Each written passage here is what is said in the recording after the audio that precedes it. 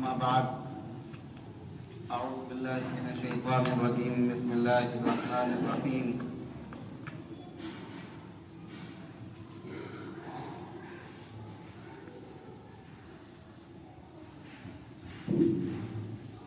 يا أيها المزمل قم الليل إلا قليلا نصفه أو انقص منه قليلا أو زد عليه ورتل القرآن ترتيلا صدق اللہ العظیم۔ پچھلے ہفتے سے قرآن کریم کی تلاوت کے تعلق سے بات چیت چل رہی ہے۔ عرض کیا تھا کہ قرآن کریم کو کلام اللہ سمجھتے ہوئے اس کی عزت و احترام کے ساتھ اطاعت کے جذبے کے ساتھ قرآن کریم کے پڑھنے کو تلاوت کہتے ہیں۔ یہ تلاوت کا لفظ صرف قرآن کریم کے ساتھ خاص ہے، کسی دوسری کتاب کے پڑھنے کو تلاوت نہیں کہتے، صرف قرآن کریم کے پڑھنے کو تلاوت کہتے ہیں۔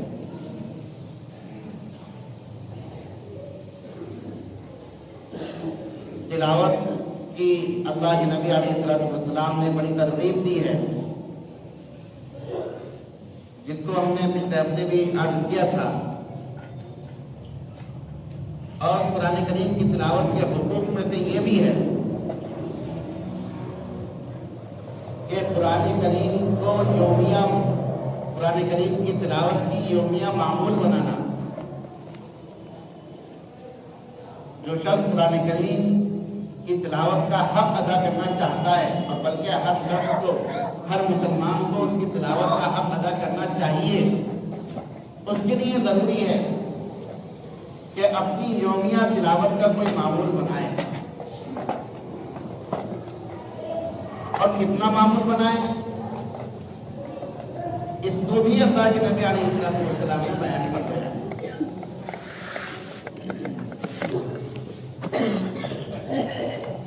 کہ اللہ کے نبی علیہ السلام نے فرمایا جو زیادہ سے زیادہ مقدار ہے اس کے سلسلے میں اللہ کے نبی علیہ السلام کی حدیث ہے لا تقرأ القرآن فی اقل من ثلاث، کہ 3 دن سے کم میں قرآن کریم کو مت پڑھو۔ گویا اللہ کے نبی علیہ السلام نے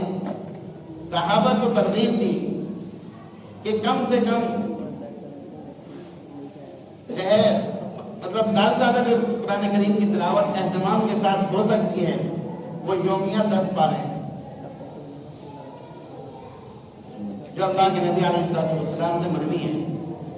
جس کی ترغیب اللہ کے نبی علیہ السلام نے صحابہ کو دی، اور اس کی کم سے کم مقدار جو اللہ کے نبی علیہ السلام سے مروی ہے مختلف روایات میں، وہ ہے 40 دن میں کم سے کم 1 مرتبہ قرآن کریم کو مکمل کرنا، جس کی مقدار 1 پارے سے بھی کم تقریباً 3 ثلث اس کے بیٹھتے ہیں، کہ اتنی تلاوت تو کم سے کم ہر ایک شخص روزانہ کرے ہی، زیادہ سے زیادہ 10 پارے اور کم سے کم 3 پون پارا، اور درمیانی مقدار اعتدال والی مقدار جو اللہ کے نبی علیہ السلام نے بہت سارے صحابہ کو حکمن فرمائی، وہ ہے کہ ہفتے میں 1 دفعہ قرآن کریم کو مکمل کرنا۔ ہفتے میں 1 دفعہ قرآن کریم کو مکمل کرنا۔ اتنا قرآن کریم کی تلاوت میں اور اس کے پڑھنے میں مشغول کرنا چاہیے اپنے آپ کو۔ جیسے کہ اس وقت موجودہ زمانے میں اکابر کہتے ہیں کہ جو حفاظ ہیں وہ یومیہ 3 پارے پڑھنے کا معمول بنائیں، اور جو غیر حافظ ہیں وہ کم سے کم 1 پارہ قرآن کریم میں روزانہ پڑھنے کا معمول بنائیں، اور جو قرآن کریم کو پڑھنا نہیں جانتے وہ کم سے کم اتنا وقت قرآن کریم کو سیکھنے میں لگائیں جتنا ایک باری کی تلاوت کا وقت خرچ ہوتا ہے، تقریباً آدھا گھنٹے کا وقت خرچ ہوتا ہے، 20-25 منٹ کا وقت خرچ ہوتا ہے. تو اتنا معمول ہم قرآن کریم کے سلسلے میں اپنے اتنا وقت ہم اپنا قرآن کریم کے سلسلے میں فارغ کریں.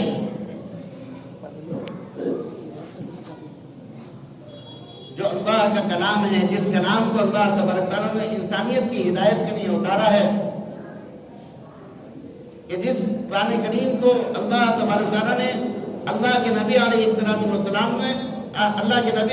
السلام کو پریشانی کے اوقات میں تلاوت کرنے کا حکم دیا، کہ جب اللہ کے نبی علیہ السلام بے چین ہوا کرتے تھے، سکون حاصل کرنے کے لیے اللہ کے نبی علیہ السلام کو فرمایا جاتا تھا کہ آپ تلاوت کیجیے.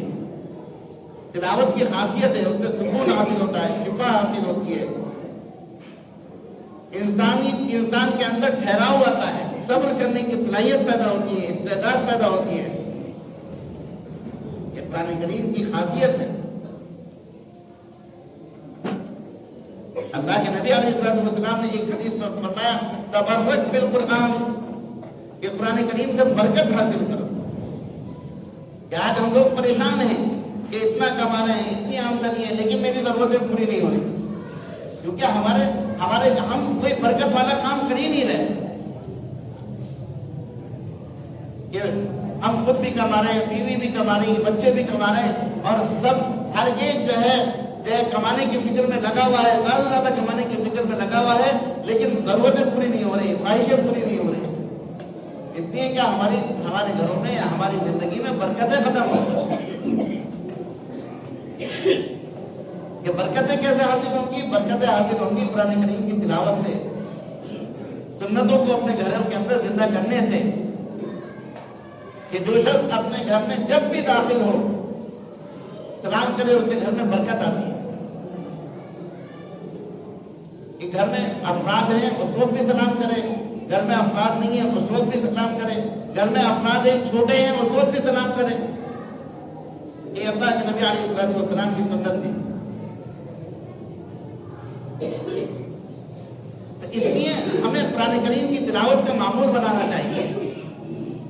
اور اگر ہم کسی غفلت کی بنیاد پر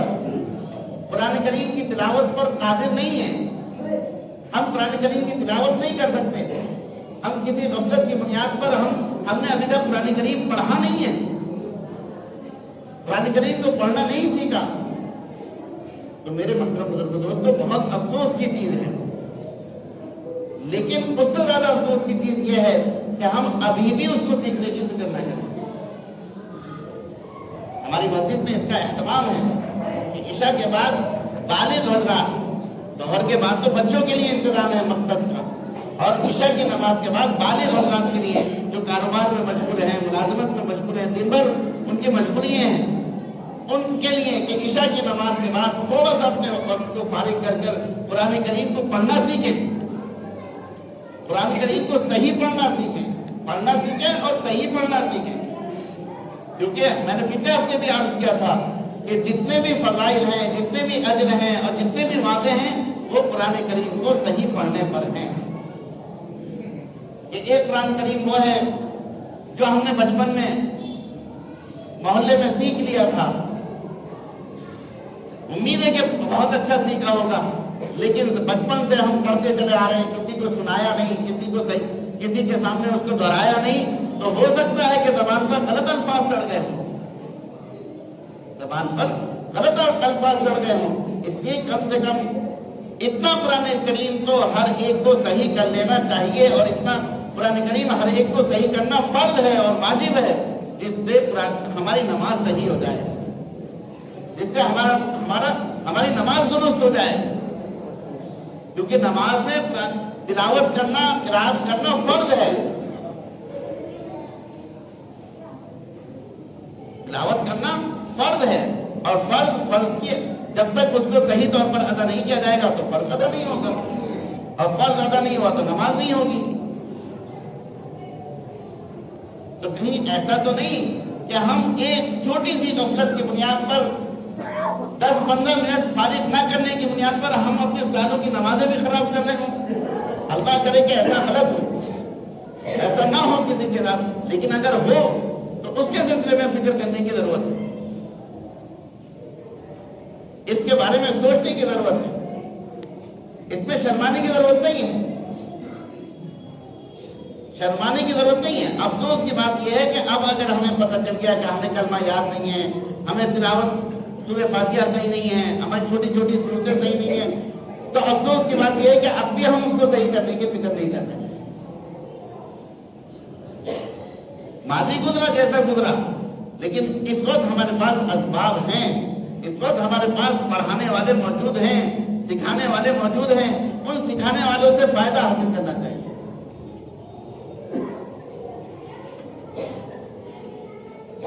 اور میرے محترم بزرگ دوستو، ایک بات جو ہمارے معاشرے میں پتہ نہیں کہاں سے آ گئی، وہ یہ ہے کہ بہت سارے لوگوں کے ذہن میں یہ بات بیٹھی ہوئی ہے کہ قرآن کریم کے الفاظ پر محنت کرنے کے بجائے قرآن کریم کے معنی پر محنت کرنی چاہیے، اس کو سمجھنے پر محنت کرنی چاہیے۔ قرآن کریم کو سمجھنا چاہیے، یہ حق ہے قرآن کریم کا، اور اس کی طرف بھی توجہ کرنی چاہیے، لیکن یہ سمجھنا کہ بغیر سمجھے قرآن کریم کی تلاوت کا کوئی فائدہ نہیں، یہ جہالت ہے۔ یہ سمجھنا کہ قرآن کریم کو بغیر سمجھے تلاوت کرنے کا کوئی فائدہ نہیں، کوئی اجر نہیں، یہ جہالت ہے، اسلامی شریعت سے ناواقفیت ہے۔ حضرت عبداللہ ابن مسعود کی بہت مشہور حدیث ہے کہ اللہ کے نبی علیہ السلام نے فرمایا کہ اللہ تبارک و تعالیٰ قرآن کریم کے ہر حرف کے بدلے میں نیکی عطا کرتا ہے۔ اس حدیث میں ہے کہ اللہ، میں یہ نہیں کہتا کہ الف لام میم ایک حرف ہے، بلکہ الف ایک حرف ہے، لام ایک حرف ہے، میم ایک حرف ہے، یعنی ان حروف کی ادائیگی پر الف لام میم کے کس کے معنی معلوم ہے؟ کسی مفسر نے اس کے معنی نہیں لکھے، حامیم کے معنی کسی مفسر نے نہیں لکھے، کسی بڑے سے بڑے عالم نے نہیں لکھے، اللہ کے نبی نے نہیں بتائے صحابہ کو۔ کاف ہا یا عین صاد کے معنی اللہ کے نبی نے کسی کو نہیں بتائے اور کسی مفسر نے نہیں لکھے۔ تو اس سے پتہ چلا کہ معنی معلوم ہو یا نہ ہو، لیکن قرآن کریم کی تلاوت پر اجر ہے، چاہے اس کو سمجھا جائے یا نہ سمجھا جائے۔ میں یہ نہیں کہہ رہا کہ قرآن کریم کو سمجھنے کی کوشش نہیں کرنی چاہیے، میرا کہنے کا مقصد یہ ہے کہ قرآن کریم کو سمجھنے سے پہلا حق یہ ہے کہ اس کو صحیح پڑھنا سیکھا جائے، اس کو صحیح پڑھنا سیکھا جائے۔ اللہ تبارک تعالیٰ قیامت کے دن فرمائیں گے کہ پڑھتے جاؤ اور چڑھتے جاؤ، پڑھتے جاؤ چڑھتے جاؤ، کہ جتنا تم پڑھ سکتے ہو اتنی تمہاری منزلیں، ہر آیت ایک منزل کے برابر ہے، ہر آیت ایک منزل کے برابر ہے، کہ جتنی آیتیں یاد ہیں، چاہے اس کے معنی معلوم ہو یا نہ معلوم ہو، اس کا مفہوم معلوم ہو یا نہ معلوم ہو، لیکن قرآن کریم کو اگر پڑھ سکتے ہیں اور پڑھتے ہوئے آ رہے تھے تو اور صحیح پڑھ رہے تھے تو جنت میں کہا جائے گا کہ پڑھتے جاؤ اور چڑھتے جاؤ، جتنی تلاوت تم کر سکتے ہو اتنا تمہارے جنت میں مقام ہوگا، اتنا جنت میں تمہارا مقام ہوگا۔ یہ اللہ کے نبی علیہ السلام کی حدیث ہے۔ اور یہ بھی قرآن کریم کے سلسلے میں غلط بات ہے کہ قرآن کریم کو تو صرف علماء ہی سمجھ سکتے ہیں، قرآن کریم کو صرف علماء ہی سمجھ سکتے ہیں، یہ بھی غلط بات ہے۔ اللہ کے نبی علیہ السلام نے قرآن کریم کو امت کے سامنے پیش کیا، انسانیت کے سامنے پیش کیا، اور انسانیت کو اس کو سکھانے کے لیے پیش کیا، تاکہ ہر ایک انسان قرآن کریم کو پڑھے، اس کو سمجھے اور اس پر عمل کرے۔ یہ کسی مخصوص طبقے کے ساتھ خاص نہیں، کسی مخصوص طبقے کے ساتھ خاص نہیں ہے کہ فلاحی شخص پڑھ سکتا ہے۔ ہاں، اللہ کے نبی علیہ السلام نے کچھ شرائط بتائے،